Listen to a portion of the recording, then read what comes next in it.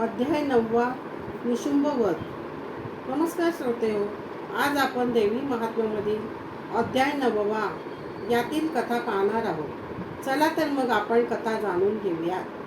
नेहमीप्रमाणे सुरत राजाला मेधा ऋषी कथा सांगू लागले. राजा रक्तबीजाचे रक्त भूमीवर सांडू न देता कालीने त्याला खाऊन टाकला. त्यामुळे शुंभ आणि निशुंभ यांना फारच क्रोध आला व देवीवर हल्ला करण्यासाठी ते असंख्य सैन्य घेऊन निघाले.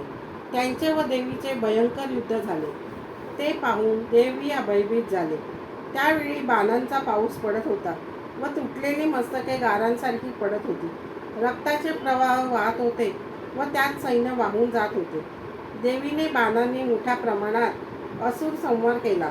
निशुंभाने शुंभाच्या मस्तकावर खड्गाने वार केला, पण देवीने त्याचे खडक व ढाल दोन्ही तोडून टाकले. तोवर निशुंभाने शक्ती फेकली. तिचा नाश देवीने सुदर्शनाने केला. निशुंभाने फेकलेला त्रिशूल देवी मातेने मुठीने तोडून टाकला. गदा त्रिशूलाने व परशु बाणाने नष्ट केला. तो निशुंभ धराशायी झाला. तोच 8 हाताने 8 शस्त्रे घेऊन शुंभाने देवीवर चाल केली. देवीने शंख व घंटा यांच्या नादाने असुर सैन्य घाबरवून टाकले व सिंहाने आपल्या डरकाळाने गगन दुमदुमून टाकले. कित्येक सैनिक आवाजानेच गतप्राण झाले. शुंभाचे व देवीचे घनघोर युद्ध झाले. निशुंभ पुन्हा सावध होऊन युद्धासाठी उठला. काली व चंडिका यांच्याशी त्याने मायाशक्तीने प्रचंड युद्ध सुरू केले. शेवटी चंडिकेने त्याचा खड्गाने शिरच्छेद केला. तिकडे शुंभ शूलांच्या आवाजाने मूर्छित पडला होता. सिंहाने अगणित सेनेचा संहार केला. देवांच्या ज्या कौमारी ब्राह्मणी आदी शक्ती देवता युद्ध करीत होत्या त्यांनी एकदम असंख्य असुरांना ठार मारले. सिंहाने काही मारले. शिवदूती कालीने काही मारले.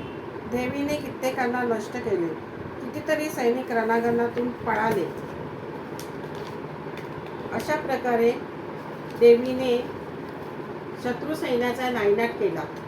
निशुंभाचा वध केला व पुष्कळ सैन्याचा संहार केला. देवी महात्म्यामधील 9वा अध्याय ही कथा संपली. कथेला लाईक व सबस्क्राईब करा ही विनंती. काली मातेचा जय जयकार असो.